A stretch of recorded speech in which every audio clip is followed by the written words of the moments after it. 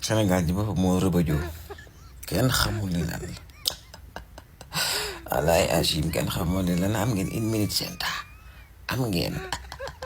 walaay Achim ay ci bëgg Casamance gii daanu nekku woon 6500 ah non damay laaj question passe bi nekku woon 6500 tabaski des na 2 semaines ñeen yóbbu ko 15000 xaat 15000 te ñu ne bu tabaski desee 1 semaine maanaam semaine u tabaski bi ku amul 25000 doo dem waaye ñun dañoo bëgg a comprendre bu tabaski jotee yoon wi dañ koy multiplier par 2 voilà ñu dem man daa comprendre ma essence dañ koy yokk di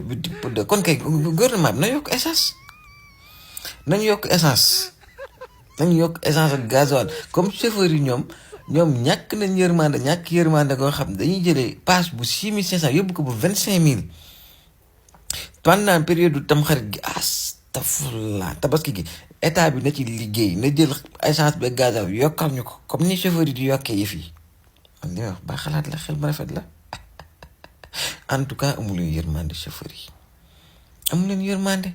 mën naa comprendre nga ne tabaski booy ñëw ndakaaru kët doo yeb kenn booy ñibbi ci nga yeb nga ne passe bi 6500 la woon nañ ko yóbbu 12000 wala 10000 ah nañ waxante dëgg di question de logique la waaye passe 6500 2 semaines des nga yóbbu ko 15000 bu ne tabaski weekendu tabaski bi semaine tabaski bi ngeen yóbbu ko 25000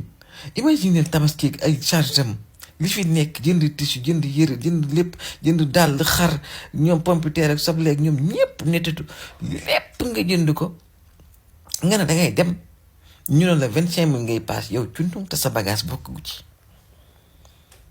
yéen loolu président Diomaye Faye mi daa mën a tabaskee noonu moom ci moom yor nguur gi sax ku ko laajoon loolu yëpp ci tabaski da ko mën a génne waaye am leen yërmande ci ñun